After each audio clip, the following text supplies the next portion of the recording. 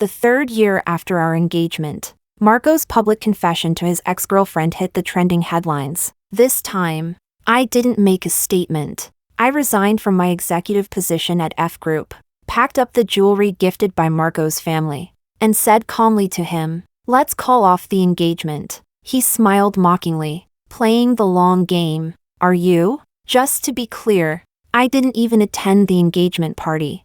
And as for the wedding, I'll see if I'm in the mood to show up. Anyway, you'll endure anything for the sake of those shares, won't you? Chapter 1. The moment I walked into F Group, every conversation in the office abruptly stopped, despite the migraine pounding from a sleepless night. I could feel the subtle gazes aimed at me, some with sympathy, others with ridicule. As I entered my office, whispers immediately erupted outside the door. The new intern's indignant voice stood out clearly. "Marco's gone too far. He's got such an amazing fiancé like Roma and still." Another rumor about Marco. Over the past 3 years, every time one of his scandals blew up, he never bothered to respond. It was always me who had to step forward to handle the media. F Group has an entire public relations monitoring team, always notifying me the moment things got out of hand. After 3 years of this, even online hate no longer fazed me. Those looks, mocking, pitiful, curious, had long become routine. Online, people labeled me, "She's so in love, perfect resume, the ideal obedient wife-to-be." I rubbed my temples, shutting out all the noise, then nodded at the tall figure waiting beside my desk. "Let's start, Angelo." Today was my last day, just the final handover left before my career at F Group officially ended. Angelo straightened the documents but didn't leave as usual. The man was half European, with striking blue eyes that stared fixedly at me. Then, unexpectedly, he spoke. "Why are you resigning? Even after all this, you still plan to marry him?" Chapter 2. Angelo had been my assistant for 3 years, and this was the first time he'd ever pried into my personal life. I tilted my head slightly, puzzled. He raised his phone. On the screen was a video of my fiancé Marco and rising actress Amelia. At their drama's closing interview, the two of them looked far too close, teasing each other playfully. I hadn't seen Marco smile like that. So relaxed, so genuine, since he was 18, when he'd rebelled against his family to pursue acting. A reporter asked about his first impression of Amelia. Marco tilted his head, lips curling faintly, lively, free. Amelia's bright face flushed pink, her radiant smile turning shy. Then I noticed something. Dangling from her phone was a snowflake pendant, surrounded by finely cut diamonds, the exact same one I'd once given Marco for his birthday. The reporter pressed on. "What kind of person do you like, Marco?" He paused, his smile fading. Then, with an odd tone, he said, "I hate people who are rigid, those willing to be obedient dogs." The reporter chuckled. "That sounds like the opposite of Amelia, doesn't it? I heard you both attended the same high school. Is Amelia your ideal type?" I already knew the answer. A second later, Marco admitted boldly, "She has been, since I was 18. The live comments on screen exploded. A flood of pink hearts and "unshipping this couple" filled the screen. Amid all the excitement, one lone black comment floated by. "But doesn't Marco already have a fiancé?" Immediately, fans defended him. "There's not even a ring. He didn't show up to the engagement party anyway. They've been engaged for years with no wedding and zero interaction. Must be a PR stunt. It's not the Qing dynasty anymore. Arranged marriages are outdated." The next clip showed paparazzi photos of the two leaving a bar together late at night. Rumors of them going back to the same hotel. I handed the phone back to Angelo, my voice calm. "Draft a public statement to annul the engagement." Originally, I had planned to write it myself, a way to put a dignified end to these 3 years. But now, it didn't matter anymore. It was the first time I'd ever let someone else handle something related to Marco. Angelo's eyes widened slightly, his usually steady tone trembling. "Understood." I watched his tall figure as he hurried out of the office. For someone usually quiet and composed, his reaction was almost gossipy. A sharp pain stabbed through my temple again. I pressed it with my fingers, feeling years of suppressed exhaustion flooding to the surface. But it wasn't over yet. There was still one final step left. Chapter 3. I was woken by the sound of Marco's footsteps. I had waited too long on the sofa and must have fallen asleep without realizing it. When I opened my eyes, he was leaning close, so close I could feel the faint stir of air from his lashes as he blinked. Seeing me awake, he straightened and took 2 steps back. His brows furrowed slightly, those peach blossom eyes of his now cold and detached, stripped of all the warmth they had shown in that interview. "You wanted something from me?" The smell of alcohol still lingered on him. His shirt was half unbuttoned, and on the collar, a faint smudge of lipstick. A red mark curved along his collarbone, subtle, but obvious enough. I looked away, forcing my voice to stay calm. "Marco, we need to talk." He let out a sharp, derisive laugh. "What now? Trying to persuade me on my mother's behalf again? Give it up. I'm not interested in inheriting F Group. Isn't it enough that she's already got you as her puppet?" "Monica has approved my resignation," I replied. The hand he had been using to unbutton his cuff froze mid-motion. Impatience flashed across his face, the corners of his eyes tightening. "Resignation? Did she tell you to marry me instead?" She realized her tricks aren't working anymore, so now she's sending a watchdog to keep tabs on me? I repeated, for perhaps the 100th time, in the same calm tone. "Monica's busy. She doesn't have time to make things difficult for you." It was the truth. Marco's family business dealt in real industry, a world entirely separate from the entertainment scene. Marco had never studied acting formally. The reason he ruled the screens now was mostly because of his face. But in the industry, power plays and backroom deals were everywhere. When he had just started out, he'd run into countless obstacles. And, just like in high school, when he'd accused me of tattling to his mother for keeping track of his schedule, Marco still clung to the same belief, that it was his mother pulling strings behind the scenes to deliberately sabotage him. He shook his head impatiently, as if swatting away a bothersome fly. "If it weren't for my grandmother's dying wish, I'd never have agreed to marry you. I'm at the peak of my career right now. I don't have time to waste on some wedding. Just tell me the time and place, and maybe I'll show up if I feel like it." His thin lips curved into a mocking smile. "After all, for the sake of F Group's shares, you'd endure anything, wouldn't you?" Chapter 4. F Group was founded by Marco's grandmother and later inherited by his mother, Monica. After Monica fully took over the business, she became consumed by corporate affairs. So Marco was raised by his grandmother from a young age. 12 years ago, on a rainy day, my biological father came home after gambling for 2 days and nights straight. His eyes were bloodshot, a leather belt clutched in his hand, as he demanded the last bit of savings my mother had left me. If I gave it to him, we'd have no money left to eat. If I refused, he'd beat me to death. I didn't want to die. I wanted to eat. I wanted to go to school. So I ran, blindly, desperately, through sheets of rain. I didn't even realize I'd dashed into the road. If Marco's family driver hadn't slammed on the brakes in time, I would have died right there. I fell to the ground, heart pounding so violently it felt like it would burst from my chest. Rain, tears, and headlights blurred together into a halo of light before my eyes, and the roar of traffic filled my ears. Then, a pair of warm hands lifted me from the ground, half supporting, half holding me up. A soft handkerchief wiped the dirt from my face. When I opened my eyes, I saw the anxious black pupils of a young Marco. "Roma, are you okay?" Behind him, my father had already been pinned to the ground by the driver. His unshaven face was pressed against the filthy, rain-soaked pavement, his eyes full of venom, his mouth still spewing curses. Terrified, I fainted in Marco's arms. When I woke again, I was in a hospital room. Marco sat by my bedside, his messy hair damp and clinging to his pale forehead, dark circles under his eyes revealing his exhaustion. He was idly tossing an apple in one hand. When he noticed I was awake, he flashed me a grin, a little roguish, a little boyish. "Hey, top student, I'm Marco." He casually grabbed a knife and began to peel the apple. Don't worry. That useless dad of yours has already been dealt with by the police." I whispered a timid thank you. Then, unable to hold back my curiosity, asked softly, "Do you know me?" He ruined the apple with his clumsy peeling and tossed it aside with a shrug. Then he smiled again. The genius girl from No. 1 high school.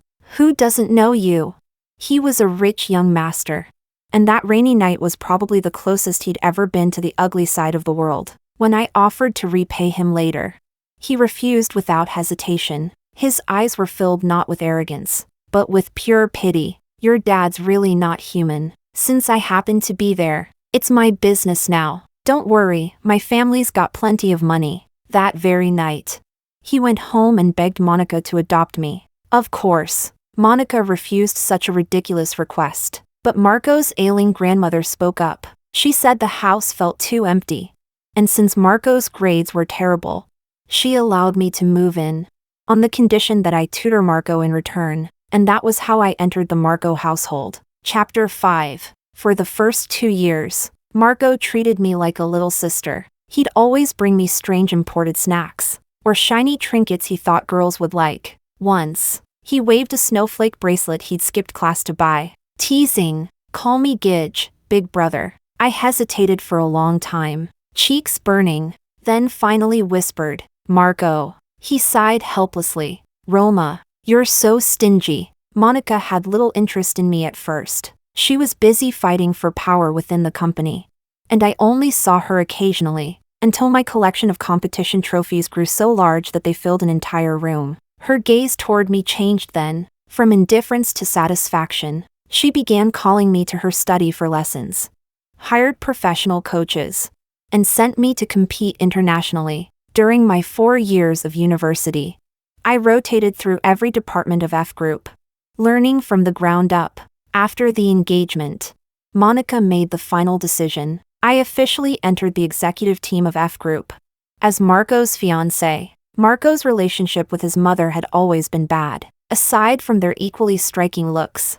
He shared none of her qualities. He skipped classes, got into fights, and dated endlessly. He had no interest in business at all, and even declared that he would enter the entertainment industry with Amelia. As Marco grew older, their relationship only worsened. One day, after another heated argument, Monica shouted, "Why can't you be half as sensible as Roma?" Then she slammed the door and left. Marco stood there, cold-eyed, watching me stammer and struggle to comfort him. Suddenly, he said, "Are you her dog?" I froze. "Why do you obey everything she says? Whatever she tells you to study, you study, practicing day and night like a machine, just to bring home trophies for her to flaunt. Do you even have your own thoughts? Do you know what you like, what you want? I'm the one who brought you into this house. But you chose to stand on her side." His eyes grew cold. "Roma, no matter how hard you work, she'll never give you any shares." I learned later that people around him had been whispering that Monica only cared for me because her son was useless, and she was grooming me to become the next heir. In Marco's eyes, my dedication and achievements were proof that I was scheming for his inheritance. I opened my mouth weakly. That's not true. Such pale, powerless words. But what else could I offer? I was just a sponsored girl, not one of the family. All I had to repay them with were good grades and obedience. Then Marco suddenly leaned in. I could smell the faint woody scent of his cologne. "Tomorrow we're racing in the back mountain. If you want me to believe you're not lying, show up, and I'll believe you." He knew perfectly well that I had a competition the next day, one Monica cared deeply about. She had even switched my tutors to help me prepare. The next day, I went to the competition. After finishing early, I walked out of the exam hall and saw a news alert. Illegal mountain racetrack permanently shut down. Then Marco's message popped up. "No wonder my mom knows everything. You told her about me and Amelia, didn't you? You're the snitch." I replied no, but a red exclamation mark appeared. Message blocked. Once suspicion takes root, it's as good as a conviction. He never intended to hear my explanation. I turned off my phone. My mind went blank, but I didn't regret it. I couldn't allow any accident to happen to Marco. Not even the possibility. After that, Marco must have completely categorized me as part of the suffocating family that trapped him. Conventional, cautious, obedient. the exact opposite of his first love, Amelia. Amelia was bold and radiant. A dazzling beauty who had even played a supporting role in a Hollywood film while still in high school. Later, she stayed abroad for her studies. And only then did the two of them break up. If it hadn't been for his grandmother's dying wish that the two children she loved most could always stay together, then even if the world were reduced to just Marco and me, he would never have agreed to be engaged. At the engagement banquet, Marco didn't even show up. He only appeared before his grandmother, wearing a stiff, forced smile for her sake. The rings were bought by Monica. Both stayed with me for 3 years. A one-woman performance. Marco never once asked about them. In her will, his grandmother left me 5% of F Group's shares, on the condition that I marry Marco. That, perhaps, only deepened his belief that I was after the company's fortune. But by now, I no longer cared what Marco thought, because today, everything would finally end. Chapter 6. I touched the faint indentation on my finger. Even that mark now felt like a cruel joke. I exhaled slowly. It's not a wedding, Marco. It's a dissolution of the engagement. The list and the jewelry are in the bedroom. You can check them yourself. On the nightstand lay 2 engagement rings, pressed atop a property list, a record of the jewels Marco's grandmother had gifted me. I didn't want any of it. Marco's movements stilled. He threw his jacket onto the sofa and frowned. Don't think I don't know you double majored in psychology at university. What's this, trying to play mind games with me now? Using retreat as advance? He rubbed his temples impatiently. Fine, we haven't even gotten married yet. And you're already calculating property? Then tell me, how do you plan to repay everything my family has spent on you until now?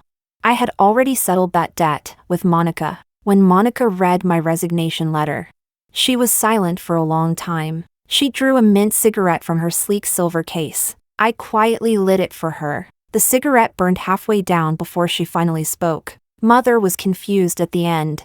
And it was you who stayed by her side. F Group's transformation tripled our profits. That's largely your doing, without you watching over Marco.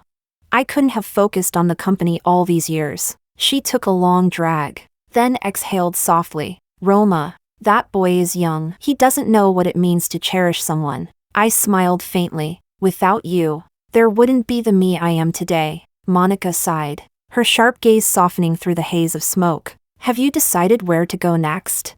I thought of the distant snow-capped mountains, the thrill of climbing, the weightless freedom I hadn't felt in years. Yes, I said quietly. I've decided. Monica finished her cigarette, crushed the stub into the ashtray. And for the first time, the stern president's features gentled. She patted my hand lightly. Remember to come back and visit. This will always be your home too. Chapter 7. I didn't want to waste another word on Marco. I stood up, ready to leave. But suddenly, Marco grabbed my wrist. His dark eyes locked onto mine. And, surprisingly, there was a flicker of tension in his movement. Where are you going? He glanced around the living room, not seeing any suitcase. He let out a quiet breath of relief. There's one last thing, I said softly. That snowflake, could you return it to me? Over the years, most of the gifts I'd given Marco ended up tossed aside without a second glance. Only that little snowflake charm had remained, hanging from his phone, perhaps forgotten, perhaps too insignificant to remove. Judging from his endless stream of scandals, Marco had 1,000 ways to coax Amelia. If possible, I continued. Please give it to Angelo. He'll pass it on. Marco's grip loosened. He seemed amused now, almost pleased, leaning lazily against the sofa. A faint dimple appeared on his left cheek. So that's what this is about? He teased. Jealous. Are you? It's just part of the promotion. We have nothing to do with each other anymore. I interrupted coldly. You don't owe me an explanation. Everything that needed to be said had been said. I turned toward the door, unwilling to tangle further.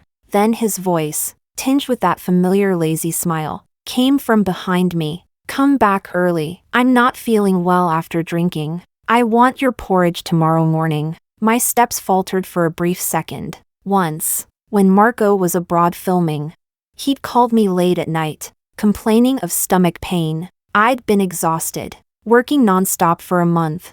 But I still took a 10-hour flight just to take care of him. When he sobered up the next morning, his first words were cold and sharp. "What are you doing here?" How foolish I'd been. "Marco," I said quietly. "Goodbye." From behind came his languid drawl. "Make it millet pumpkin porridge." Chapter 8. The moment I left the house, I headed straight for the airport. 10 hours later, I was standing beneath the towering peaks of Mount Maui. After checking into a small guest house in town, I turned off my phone and slept for an entire day and night. If the overly enthusiastic owner hadn't dragged me up for dinner, I might have kept sleeping. I splashed cold water on my face and looked into the mirror. My naturally distant features, paired with tired eyes, made me look like I could walk straight onto the set of a tragic art house film. Marco once starred in such a film, an award-winning one. Actually, he'd thrown himself into that role completely. For a scene where his character lived with rats in a sewer, he refused to use a stunt double. Afterward, he showered countless times, then clung to me every night for a week. He had grumbled,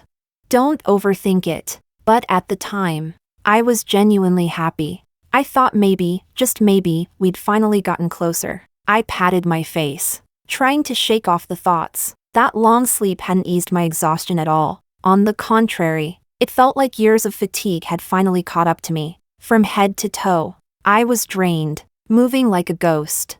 I drifted downstairs and stared blankly at the steaming bowl of millet porridge on the table. Out of the corner of my eye, I caught a figure that looked strangely familiar. "Angelo?"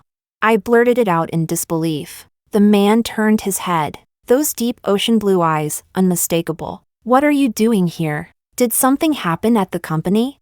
Angelo crossed the room in a few long strides and sat across from me. "I came for the Maui mountain climb next month," he said casually. "The same reason I was here." My mind filled with questions. But then I remembered, his resume did mention that he was an avid climber. Even president of the mountaineering club at his Ivy League university. Still, I had personally recommended him for a promotion before leaving. This should have been his busiest period. Why was he here? Angelo gave a faint shake of his head and quietly moved a few side dishes to my right. I resigned. I frowned. "You've worked with me for years. Who would dare make things difficult for you? The board? Those old men?" I reached for my phone, only to realize I'd left it in the room. Angelo gently pressed my wrist to stop me. "No one made things hard. It's just that staying any longer felt meaningless." Though we had worked together for 3 years, our conversations had rarely strayed beyond work. Sensing his reluctance, I didn't pry. "If you ever need help, tell me. I still have a few connections left." Angelo had already peeled 2 shrimp and placed them on my plate. He smiled, his deep blue eyes glimmering like ripples on water. "Then I'll thank you in advance." I popped a shrimp into my mouth, muttering inwardly, why was I even worrying? With that face, he'd never go hungry. Modeling agencies would line up for him. Just as that thought crossed my mind, my hand slipped, and the shrimp fell to the floor. Angelo frowned slightly. "Are you sure your body's in shape to climb Mount Maui?" Mount Maui wasn't particularly dangerous. Once the team assembled and planned the route, it should be manageable. "I'll be fine," I said, waving it off, then promptly knocked my chopsticks to the ground. When I bent down to pick them up, a sharp crack echoed from my spine.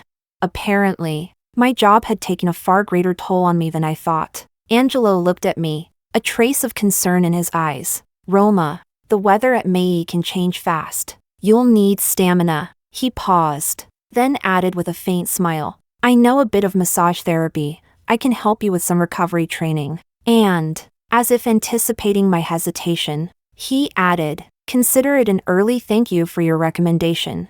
I hadn't realized just how much my body had deteriorated over the years. A little unwillingly, I nodded. Just then, the guest house owner passed by with a broom. She shot me a teasing look and whispered, "Haven't seen you in years, and now your crush came true? No wonder you were crying your eyes out over that block of ice back then." Flustered, I stammered, "We're not." But Angelo didn't seem to hear. "Roma," he said, smiling faintly, "shall we start the training now?" Chapter 9. To my surprise, Angelo's room was right next to mine. That night, during the bonfire party, I sat by the fire, unable to suppress the questions that had been gnawing at me. I turned toward him, studying his calm, unreadable expression, searching for any hint of hidden motive. Angelo, I've paid your salary on time for 3 years, haven't I? So why follow me across the country, to kill me? Angelo hesitated for a second, then looked down at me. The firelight flickered in his deep blue eyes. Roma, do you remember Mount Rosa?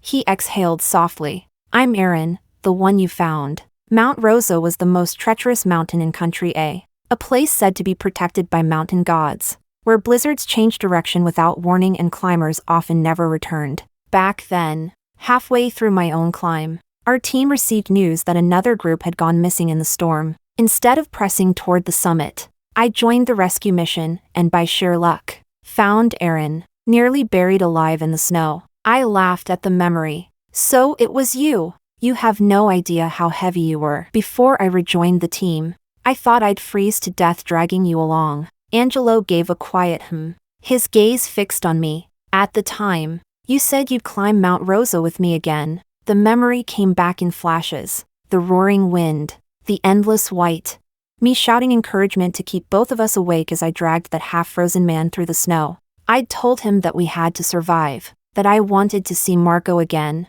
that I wanted to reach the summit of Rosa one day. The mention of Marco made my chest tighten. I forced a smile. I plan to go at the end of the year. If you're still interested, you're welcome to join. Still, that revelation explained a lot. I joked lightly. No wonder someone with your background agreed to work as my assistant. You were just here to repay your debt. Angelo nodded. I asked your old team about you. They said you never climbed again. Why? Climbing Rosa had been the most impulsive thing I'd ever done. It was right after my grandmother passed away. I had never believed in gods. But legend had it that the spirit of Rosa could grant any wish to those who reached the peak. I wanted to pray for my grandmother's next life, for her to be healthy and free from pain. I stared into the dancing flames. I still owed debts back then. I said quietly, I couldn't afford to take that kind of risk. Now things were different. I had nothing tying me down. I could finally pursue what I wanted. Why do you love climbing so much? Angelo asked. I stayed silent for a moment. Maybe it was the alcohol. But before I realized it, I was speaking honestly. Because when I climb, I only need to think about climbing. When I reach the top, I feel small. All my love, my hate, my pain, they all seem meaningless against the vastness of the world. It's like I become part of the mountain. I looked down at the bottle in my hand and murmured, I really like that feeling. Angelo didn't say a word. He just listened quietly. And his gaze was so steady, so gentle, that I almost couldn't bear it. I quickly changed the subject. Did you send out the engagement termination statement? Yes, he said, his tone low and firm. Did Marco give you a diamond snowflake? Angelo shook his head. He went straight to Monica's office the next day. He didn't give me anything. He took a sip of his drink, the firelight flickering in his eyes. That snowflake, is it important? I swirled the amber liquid in my glass and smiled faintly. Not really. The first mountain I ever summited was Mount Maui. I brought down a snowflake from the peak and preserved it in resin. It would never melt. Even the diamonds around it, I bought them with my prize money from competitions. To anyone else, it's worthless. But to me, it means something. How someone treats a gift always reveals how much the giver means to them. Amelia once gave Marco a silver tail ring in high school. He still wore it. I stared at my drink, lost in thought, until Angelo's voice broke the silence. It's not worthless. Huh? I looked up. His eyes were slightly red around the rims. It's romantic. If it were me, I'd treasure it for a lifetime. I gave him a puzzled look. He seemed unusually sensitive to stories like this. And before I knew it, I was imagining him late at night, listening to some emotional radio program, curled up under the blanket, quietly sobbing into the pillow. That image, paired with his 190-centimeter frame and striking features, was so absurd that I couldn't help but laugh. Somehow, my heart felt lighter. Angelo silently took the bottle from my hand and said softly, Training starts tomorrow. Get some rest tonight. Chapter 10. I was starting to seriously suspect that F Group hadn't paid Angelo enough. After work every day, he somehow found time to go to the gym and moonlight at a blind massage clinic, 2 side jobs. Just to make extra money, he'd created a detailed physical recovery plan for me. And his massage techniques were so professional that I couldn't help but ask one day, after yet another session, my body feeling light and strong again, "How did you even learn this?" Angelo chuckled quietly. After we came down from the mountain that time, I went to study it. He also seemed to know everything about mountaineering gear. When I left Marco's house, I hadn't taken anything with me. I'd planned to go shopping before the climb, but Angelo had already prepared every piece of equipment I could possibly need. And, as if that weren't enough, he was an amazing cook. Every day, he borrowed the small kitchen in the guest house to make dinner. After tasting his food a few times, the innkeeper was completely conquered. Rubbing her full belly, she watched Angelo washing the dishes, her eyes glimmering. "Handsome and good at housework, he's perfect. If he's not your boyfriend, can I keep him here instead?" She said it seriously. "We really need versatile talents like him." The sound of running water suddenly stopped. I laughed. "Sorry, he's limited edition, not for sale." The water resumed, and I noticed Angelo's ears turning bright red. The innkeeper sighed dramatically, shaking her head as she left, muttering something about capitalists draining the last drop of their employees' blood. I'd always known Angelo was meticulous at work, but I hadn't realized he was just as thoughtful in daily life. When he finished washing up, he dried his hands and walked toward me. I couldn't help but say, half jokingly, half sincere, "It's only been a few days, and I'm already getting dependent on you." Angelo's eyes lit up. He smiled, a quiet, genuine smile, and for a moment, I just stared at him. His mixed-race features were striking, and his sapphire blue eyes gleamed like gems set into a marble sculpture. I twisted my wrist thoughtfully and said, "You're practically my personal assistant at this point. Interested in continuing the job? I'll pay you according to F Group's executive rate, fair and generous." Angelo's smile faded. The air around him seemed to cool several degrees. After a long silence, he said softly, "No need. Just think of me as your Cinderella." That wouldn't do. Repaying kindness with labor wasn't my style. We were set to climb the mountain the next morning. So that night, I quietly prepared a separate bank card for him, planning to give it to him once we descended. Beside it sat my phone, which had been turned off for a long time. I hesitated for a while, then finally plugged it in and turned it on. I'd expected a few missed calls, maybe some of Marco's sarcastic messages, but the moment the screen lit up, a flood of voicemails and notifications poured in, so many that the phone froze, then went completely black. I just stood there, staring at the dead screen in stunned silence. Chapter 11. A wave of familiar exhaustion washed over me. I tossed my phone into the air a few times, seriously considering throwing it straight into the bonfire outside. But the nearest bank in this little town was a 2-hour drive away. And in this day and age, there's no such thing as escaping the world where there's Wi-Fi. With a sigh, I gave in and turned the phone back on. It froze for a while before finally becoming responsive again. I scrolled to the top and saw a message Marco had sent the day after I left. "Roma, if you've got the guts to leave, then don't regret it later." A few days later, he had reposted a news clip. I tapped it open. It was a clarification video. Before the reporter could even finish speaking, Marco was already staring straight into the camera. That part of the interview where I mentioned my ideal type was actually us reenacting a scene from the show. MS. Amelia and I are merely colleagues, nothing more. Anyone spreading rumors should be ready to face legal action. His eyes were dark and bloodshot, his tone edged with something dangerously close to obsession. But the comments section was gleeful. Did Marco break off the engagement so he can publicly date Amelia? Am I the only one who noticed he's wearing a ring? He didn't wear one when he was engaged, but now that he's supposedly single, he's got one on. I bet it's a matching ring with Amelia. Why does he look even hotter when he's losing his mind? Whenever people speculated about Amelia, Marco would simply reply, "No, I haven't broken off the engagement." I rewound the video, and there it was. The tail ring he'd always worn was gone. In its place, He now wore the engagement ring, expressionless. I closed the video and scrolled through the flood of messages that followed. Are you really going to ignore your grandmother's last wish? Roma, do you even have a conscience? After everything Marco's family did for you, and you just quit like that? The competitors are seizing the chance to smear F Group. The stock's already dropping. Is this how you take responsibility? I never agreed to break off the engagement. I won't sign anything. Who gave you the right to issue that public statement? How could you leave without taking anything? You're a woman. Don't you have any sense of safety? My mom says I deserve this. Weren't you supposed to be the one keeping an eye on me? Why don't you listen to her anymore? Roma, Amelia took the snowflake by mistake. I didn't give her your things. Roma, I can't sleep. I'm drunk. Come pick me up.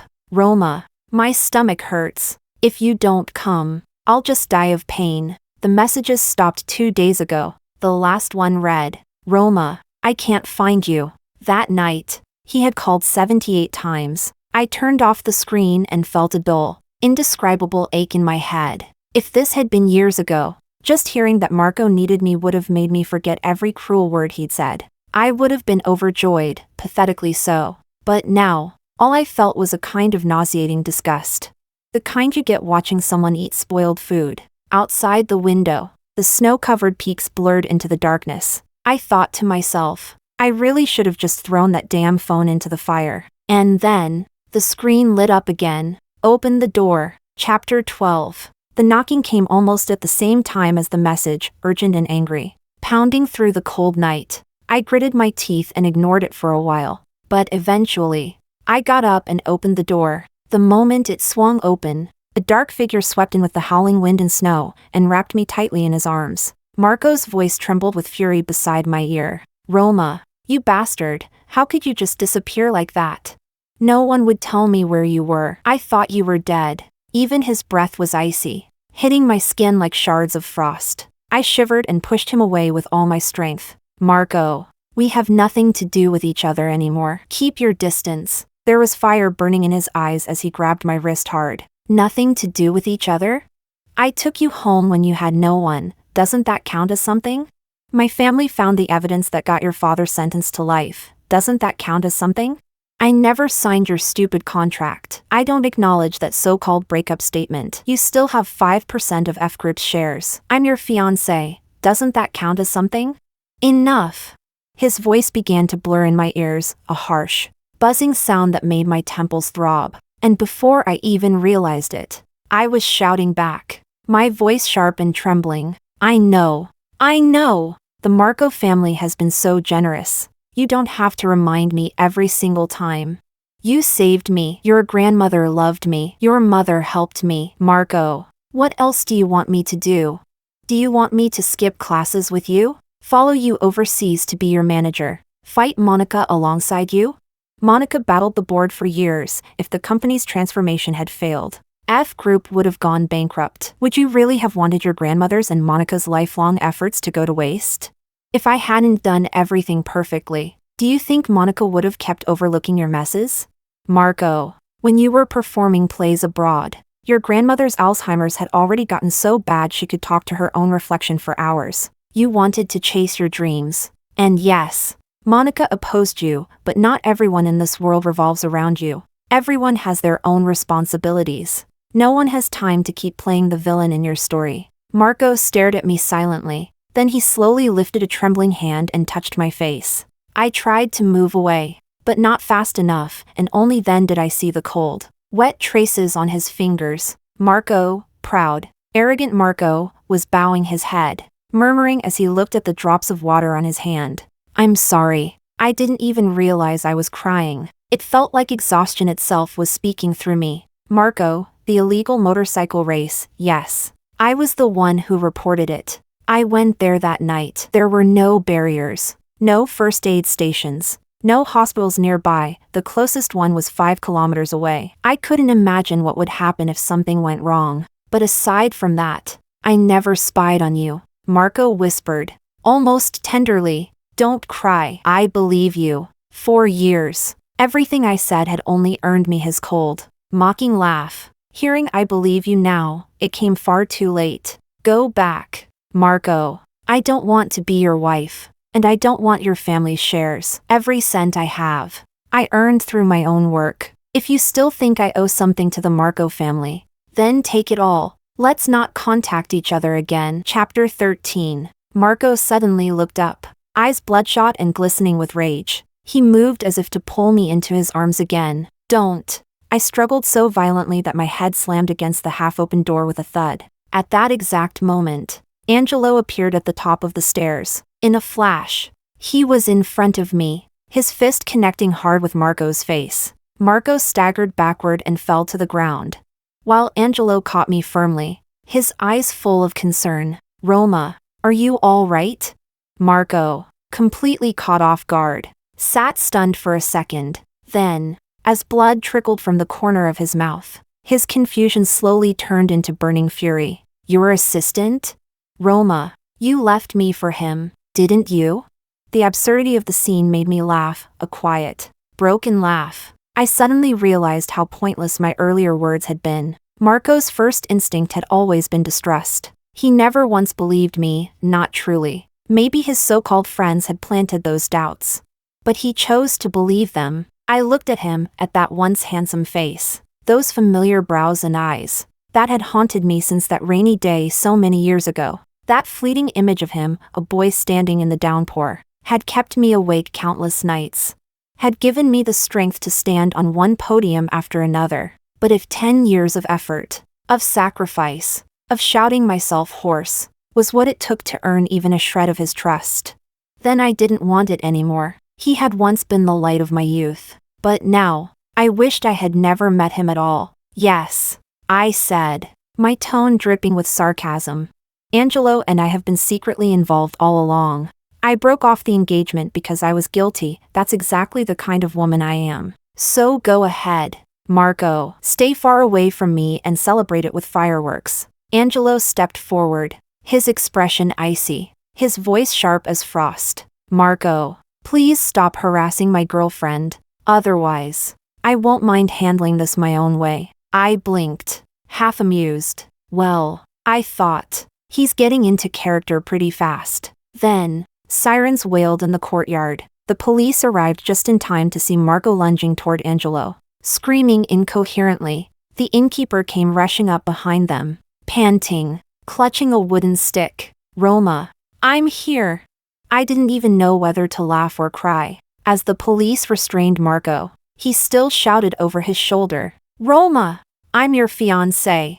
I let out a cold, mocking laugh. You didn't even show up to the engagement party. Marco, if anyone was engaged that day, it was me and your mother. His face went pale, his lips trembled, but no sound came out. Chapter 14. After calling Monica and getting her calm reply, leave him there. 2 days in a cell will knock some sense into him. I turned around and saw Angelo half kneeling by the bed, testing the temperature of a basin of water with the back of his hand. He looked up and said gently, your hands are freezing. Soak your feet for a bit, you'll sleep better. I obeyed, lowering my feet into the warm water, watching as Angelo carefully dabbed ointment on the bump on my forehead. Then he wrung out a hot towel and began to wipe my face with it. Feeling a little embarrassed, I quickly took the towel from him. I'm not a child. You don't have to be that attentive. You're my assistant, not my nanny. Angelo gave a soft hum in response, his deep blue eyes glinting with amusement. It's a girlfriend privilege. I froze, awkwardly clearing my throat. Sorry, Angelo, I really dragged you into this mess. He shook his head lightly. Even if it's fake, I'm honored.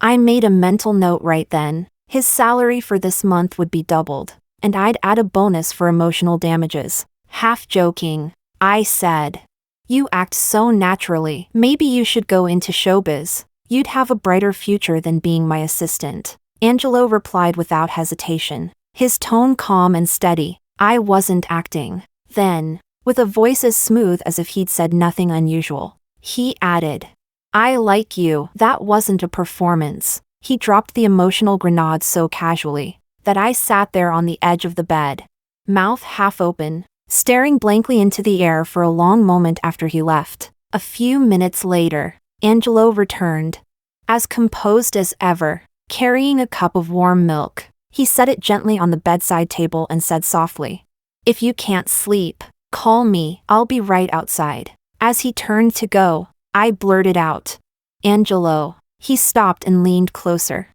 his gaze steady. I met his eyes and said quietly, "If that's the reason you've stayed by my side, then I'm sorry. I'm not thinking about that kind of relationship right now. Maybe I never will. For once, I finally have time to do the things I want to do. In the next 10 years, I plan to climb the highest peaks, mountains no one's ever conquered, and even try free soloing. I won't deny that I like you, Angelo, but that's all it is." Chapter 15. When Angelo heard the words "I like you a little," his eyes lit up instantly, and I swear, if he had a tail, it would have been wagging by now. "Wait here," he said. Less than a minute later, a stack of papers was shoved into my hands, his personal resume. Unlike the one I had seen when I hired him, this one was exhaustive. It listed everything: his complete education history, detailed physical data, financial status as of last month, even his family tree. I flipped through it,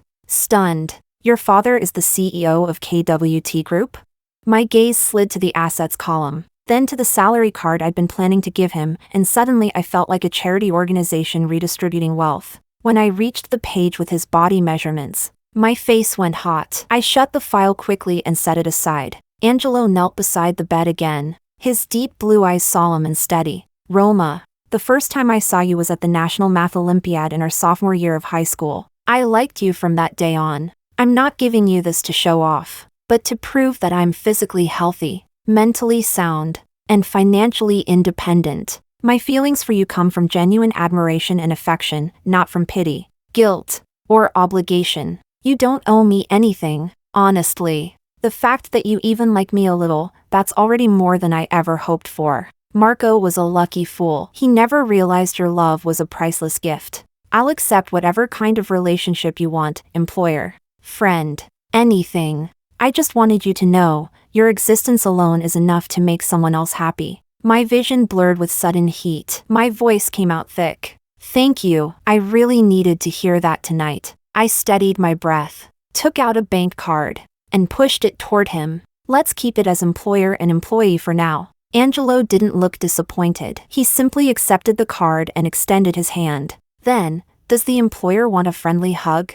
I hesitated, then nodded and let him pull me into his arms. His embrace was strong but gentle, carrying a faint scent of sunlight and soap. It should have been a comforting hug. Yet for some reason, all the grief I'd held in for years came rushing out. The tears wouldn't stop. Angelo said nothing. He only held me tighter and softly patted my back, until I drifted off to sleep in his arms. Chapter 16. The next morning, we set off. The climb was challenging, but after hours of effort, we finally reached the summit. We camped at the peak, and when I opened the tent at dawn, the sight of the sun rising above the white ridges filled me with a quiet, profound peace. For the first time in years, my mind was completely still. No regrets, no noise, just the mountain, and me. Over the next 2 years, I climbed countless peaks, sometimes with Angelo, sometimes alone. Every now and then,